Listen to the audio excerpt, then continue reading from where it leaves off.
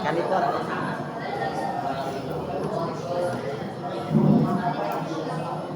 Assalamualaikum warahmatullahi wabarakatuh. Innal hamdalillah nahmaduhu wa nasta'inuhu wa nastaghfiruh wa na'udzu billahi min shururi anfusina wa min sayyi'ati a'malina may yahdihillahu fala mudilla lahu wa may yudlil fala hadiya lahu. Asyhadu an la ilaha illallah wa asyhadu anna Muhammadan abduhu wa rasuluh. Pertama-tama dan yang paling utama, marilah kita panjatkan puji dan syukur kita atas kehadiran Allah yang telah memberi kita banyak nikmat. Salah satunya adalah contohnya nikmat sehat, nikmat berjalan, nikmat melihat, dan banyak lainnya. Allah Subhanahu wa Ta'ala berfirman pada Al-Quran surat An-Nahl ayat surat An-Nahl, yaitu yang artinya barang siapa yang ingin menghitung nikmatku, maka tidak ada yang menghitungnya meskipun sudah dosa.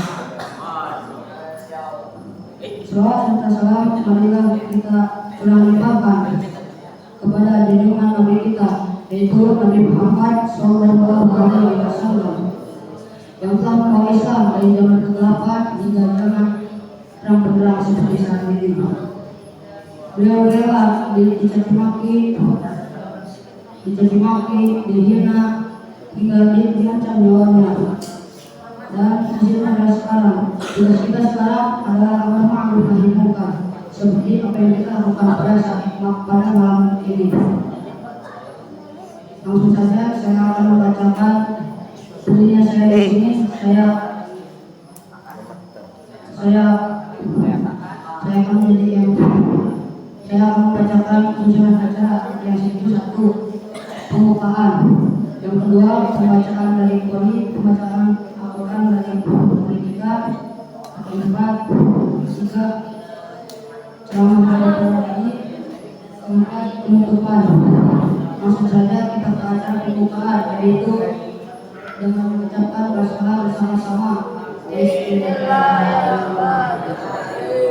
Langsung saja kita ke acara yang kedua, yaitu pembacaan ayat suci Al-Quran dari kita, yaitu Abdullah Syadat Ibnu Haq.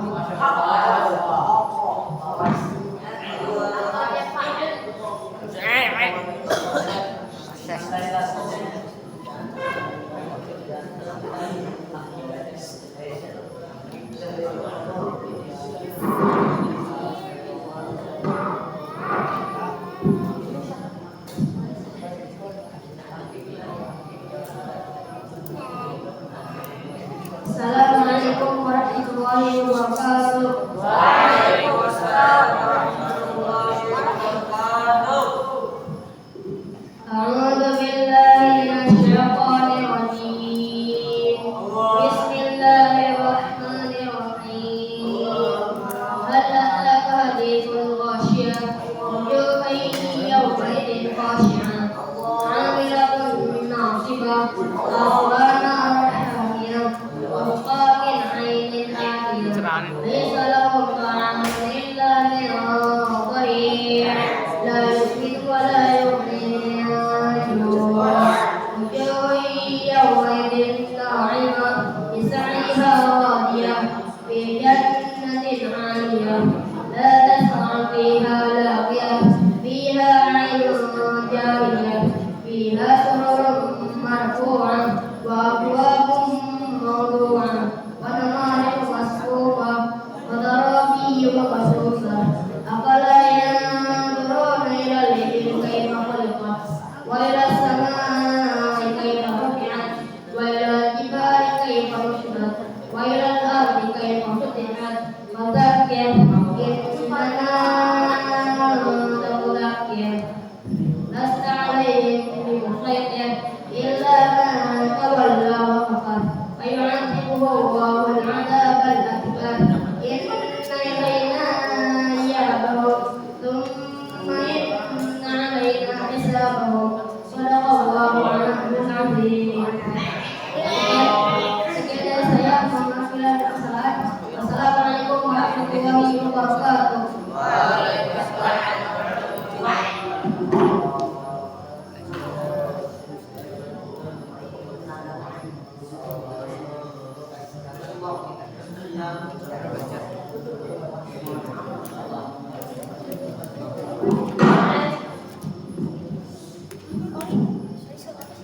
Masya Allah. Semoga dengan dibacakannya ayat Al-Quran tersebut dari Qori Syahadat, kita dapat membaca Al-Quran dengan fasih dan memahami arti serta isinya. Langsung saja kita ke acara yang ketiga, yaitu ceramah dari para kiai. Langsung saja ada yang pertama, yaitu Muhammad Zahiri bin Amul Haq. Waktu Bapak saya silakan.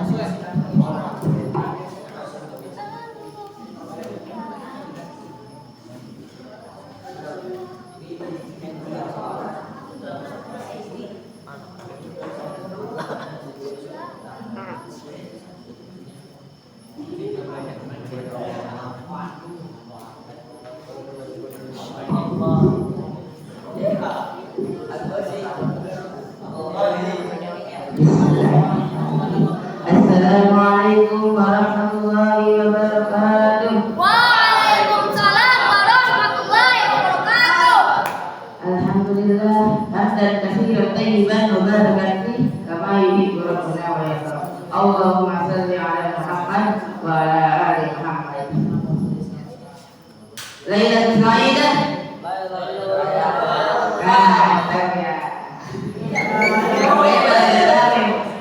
Kalau anak bilang Lailatul Qadar, kalian jawab Lailatul Mubarakah.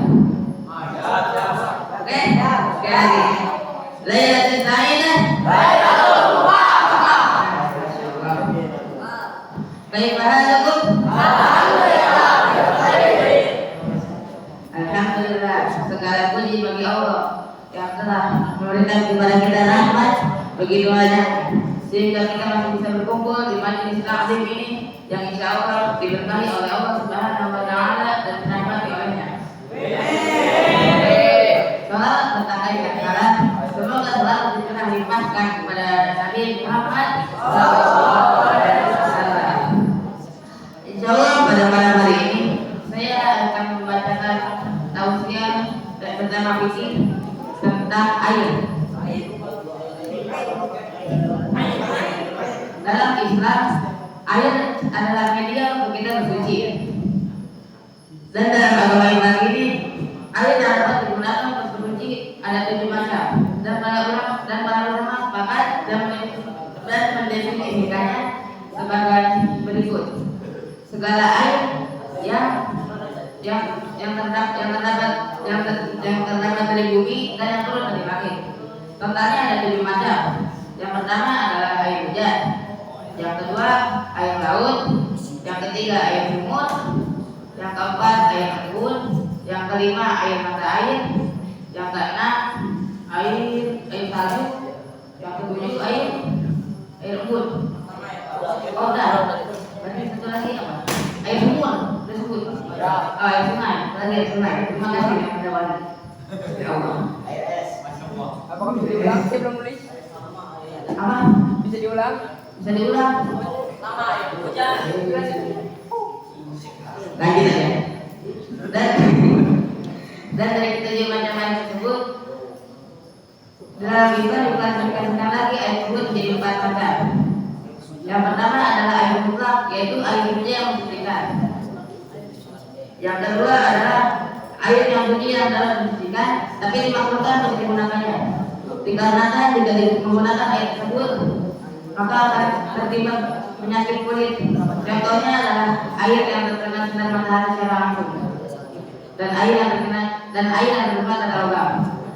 Air tersebut makruh hanya pemakaian pada badan, tidak untuk pada perabotan.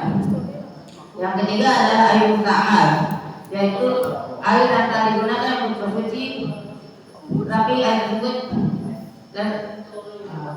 yaitu air yang telah digunakan untuk bersuci, tapi air tersebut tidak pernah tertambah volumenya, maka itu dinamakan air musta'mal.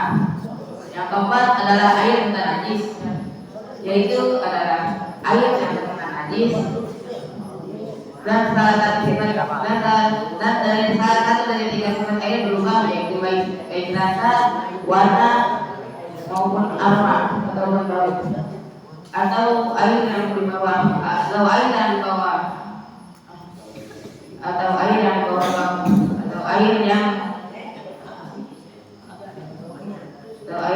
pulang, atau air yang dalam tubuh kita atau setara dengan panjang lebar dan tingginya 88 cm persegi dan berubah warna dalam pada ini maka itu adalah najis. Mungkin itu saja yang bisa saya sampaikan. Mohon maaf jika saya banyak salah. Assalamualaikum warahmatullahi wabarakatuh. Oli. Ayo apa?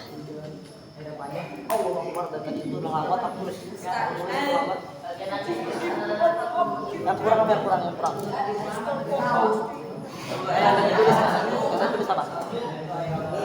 Kali salju ada kali. Semoga tentang air dan jadi kita dapat menggunakan air bersuci dan yang lainnya. Dan yang akan dipanggil MC yang kedua yaitu Muhammad Zulfikar M. Nahizi. Aku dan tempat saya silakan.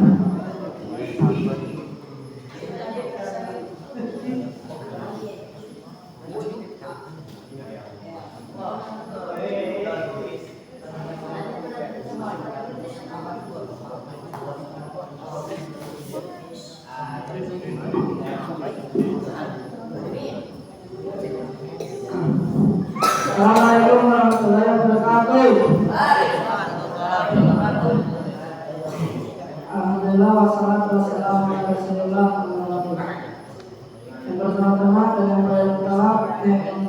yang paling utama marilah kita menjadikan puji syukur kehadiran Allah Subhanahu wa taala yang telah memberikan kita nikmat. Di antaranya adalah nikmat sehat walafiat. Salam serta salam semoga tercurah dilimpahkan pada nabi besar kita yakni Habibullah Waliyana wa Maulana Muhammad sallallahu alaihi wasallam yang telah membawa kita dari zaman jahiliyah sampai zaman Islamiyah. Tanpa berlama-lama, seperti saya di sini saya akan berceramah atau berkhutbah tentang menutupi aib kaum muslimin.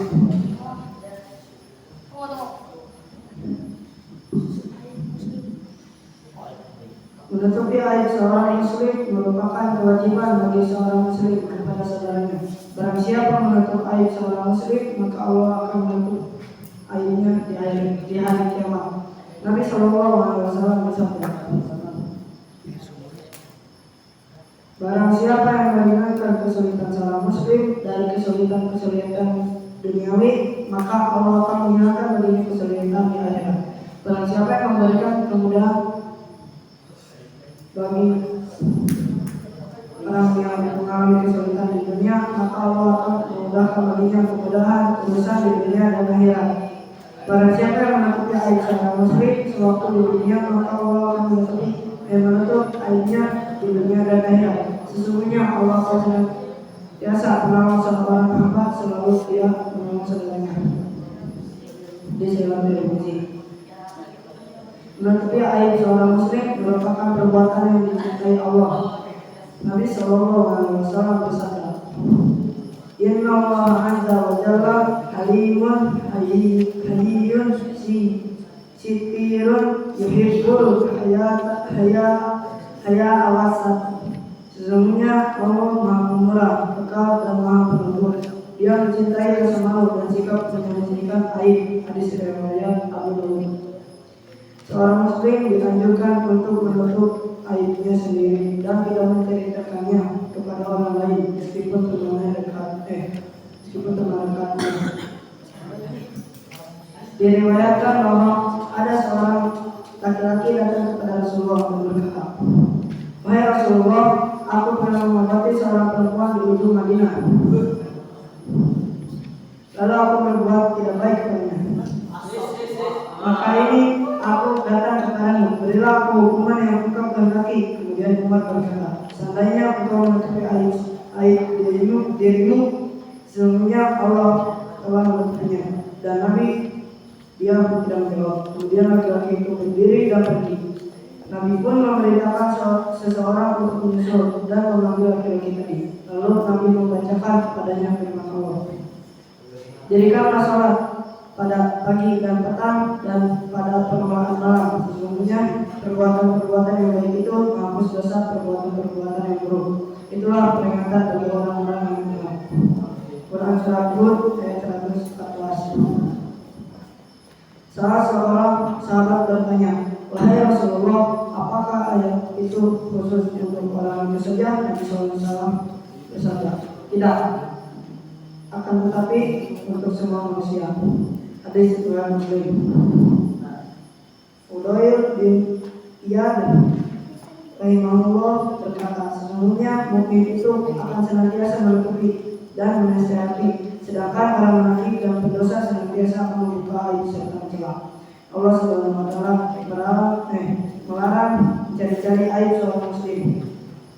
Allah Subhanahu wa taala berfirman, "Hai orang-orang yang beriman, jauhilah kebanyakan prasangka karena sebagian dari prasangka itu dosa. Janganlah mencari-cari keburukan orang dan jangan menggunjingkan satu sama lain. Adakah seseorang di antara kalian yang suka memakan daging saudaranya yang sudah mati, maka tentulah kalian merasa jijik kepadanya. Dan bertakwalah kepada Allah, sesungguhnya Allah Maha menerima taubat bagi Maha Penyayang." Quran Surat Al-Hujurat ayat 12. Selain dianjurkan menutup aib diri, seorang muslim dilarang mencari aib saudaranya. Nabi SAW bersabda, "Wahai orang-orang yang beriman, dengan lisannya namun imannya tidak sampai ke hatinya, janganlah kalian menggunjing kaum muslimin. Jangan pula kalian mencari-cari kesalahan mereka. Sesungguhnya orang yang mencari-cari aib muslimin, maka Allah akan mencari kesalahannya. Dan siapa Allah cari kesalahannya, maka Allah akan membuka aibnya, walaupun yang dia lakukan di dalam rumahnya." Hadis riwayat Abu Dawud. Barang siapa yang mengubah aib saudaranya, Allah akan membuka aibnya hingga aib di dalam rumahnya sendiri. Nabi SAW bersabda, "Barang siapa yang menutupi aib saudaranya muslim, Allah akan menutupi aibnya pada hari kiamat. Dan barang siapa yang mengubah aib saudaranya muslim, maka Allah akan mengubah aibnya hingga terbuka kejelekannya di dalam rumahnya." Hadis riwayat Ibnu Majah. Allah Subhanahu wa taala mengancam bahwa orang yang gemar mengubah aibnya tidak akan diampuni dosa-dosanya. Rasulullah SAW bersabda, "Setiap umatku diampuni kecuali mujahid, orang yang membuka aib sendiri. Termasuk perbuatan membuka aib adalah seperti seorang hamba yang melakukan sebuah perbuatan pada malam hari, kemudian keesokan harinya ia berkata, 'Wahai fulan, tadi malam aku telah melakukan ini dan itu.' Padahal malam harinya Allah menutupi perbuatannya. Akan tetapi keesokan harinya ia membuka penutup yang Allah telah berikan." Hadis riwayat Muslim. Sekian dari saya, mohon maaf bila ada kesalahan. Wassalamualaikum warahmatullahi wabarakatuh.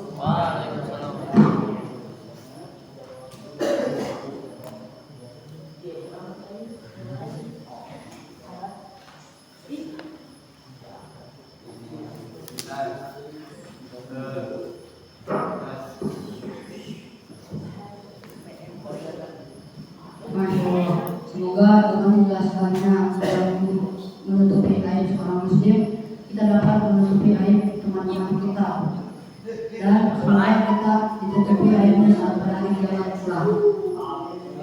Kita yang ketiga yaitu akhir Abdullah Hanifah. Waktu dan tempat saya silakan.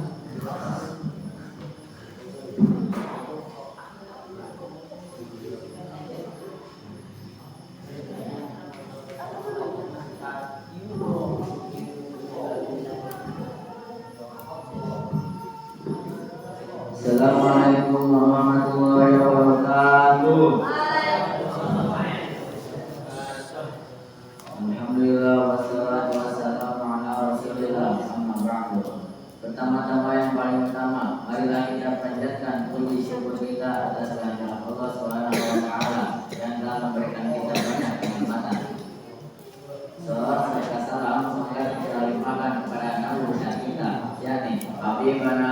nabiyyina wa maulana Muhammad yang telah membawa kita dari zaman jahiliyah sampai zaman Islamiyah, dari zaman kegelapan sampai zaman terang benderang yang saat ini kita rasakan. Berdirinya saya di sini, saya akan menjadi dai dari para dai kelompok 3. Dan berdirinya saya di sini, saya akan berkumpul untuk berceramah tentang berprasangka buruk.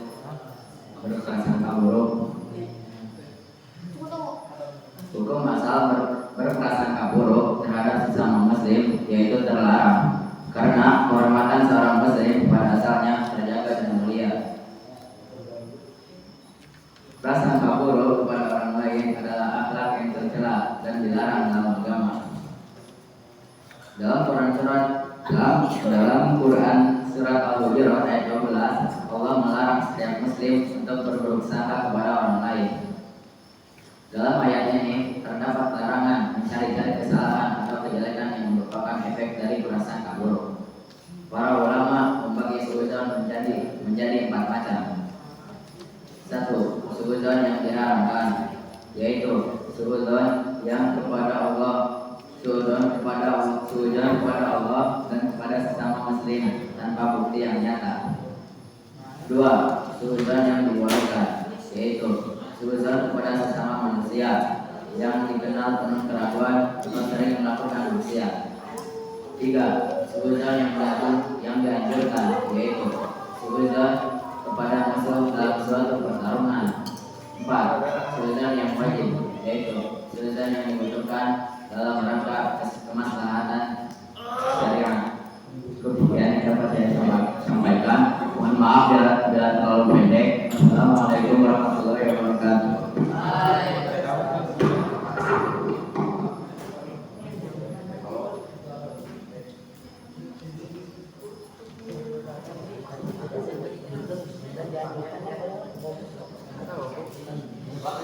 Masya Allah.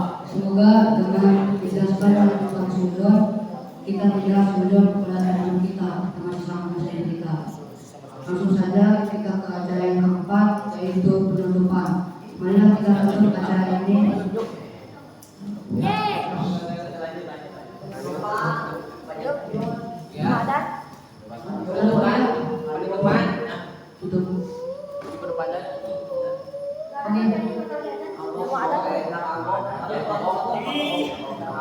Tutup aja. Marilah kita tutup acara ini dengan mengatakan hamdalah.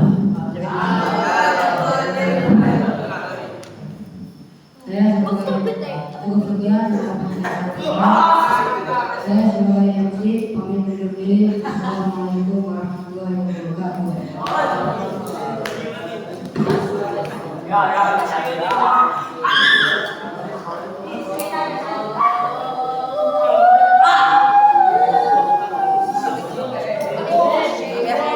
Pause.